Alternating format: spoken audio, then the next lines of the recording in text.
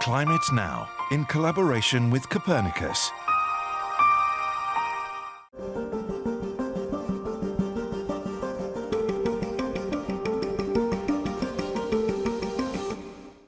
Hello and welcome to Climate Now, our unique monthly update on what's really happening to our planet. Coming up in the programme, could climate data be the key to slowing the spread of wildfires? The kind of subsoil fire that was unthinkable 20 years ago is now a reality. Before that, the latest data from the Copernicus Climate Change Service. Globally, March was cooler than it has been for the past 5 years, although temperatures were still 0.2 degrees Celsius above the new 1991 to 2020 average. Here in Europe, temperatures were not particularly extreme, but there was a great deal of variability elsewhere. It was more than 6 degrees cooler than average in western Antarctica and northern Siberia, and then several degrees warmer than average in a huge band stretching from the Arabian Peninsula across through Mongolia, China and eastern Russia, and then another hotspot up here in the Svalbard archipelago.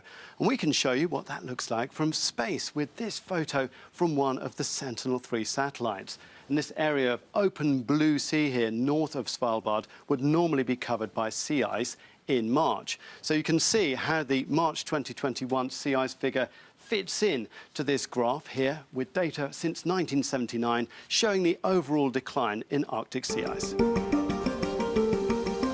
Now to our report, and we know that as the planet warms, so the risk from wildfires is increasing in some areas, claiming lives and destroying property. To better manage that risk, firefighters and climate scientists are now working together on a smart new prediction system. I went to Spain to meet them.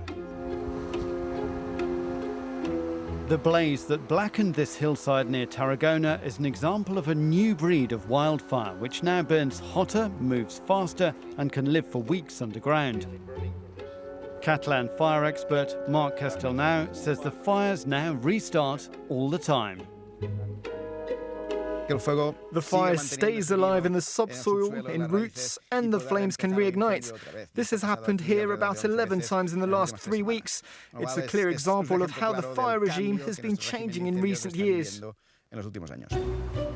The change he's witnessing is partly due to a warmer climate.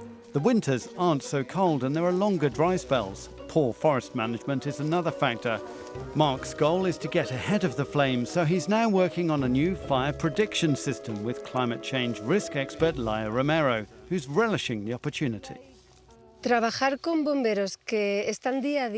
with firefighters who run day-to-day operations and understanding how fire behaves from their perspective gives us in-depth knowledge for the work we are doing, so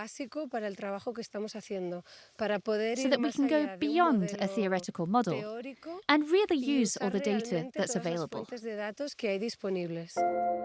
Laia's Barcelona-based company is using artificial intelligence to incorporate a huge range of data into the new wildfire prediction system. That includes information about the vegetation cover, topography, rainfall, temperature, plus long-term climate simulations, and one key new ingredient that should make all the difference: soil moisture maps like this. Laia explains more. Drought is a chronic risk. It's a risk that has inertia. It accumulates. But just because it stops raining today does not mean that there's a drought. You have to look at what has happened in the past. Soil moisture is a perfect indicator to help anticipate whether in 1, 2, or 3 months there will be a probability of fire. Being able to see which areas are at risk from fire months in advance will help the firefighters to take preventive action and use their limited resources safely and effectively. The fires won't go away, but at least the damage they do can be limited. We have to be smarter and understand that climate change is going to happen either way, and we have to come out of it having saved as much biodiversity as possible and not having lost everything.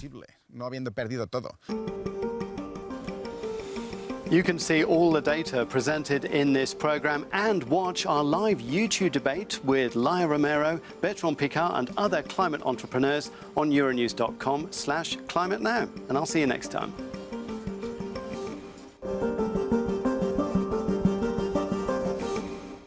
Climate Now, in collaboration with Copernicus.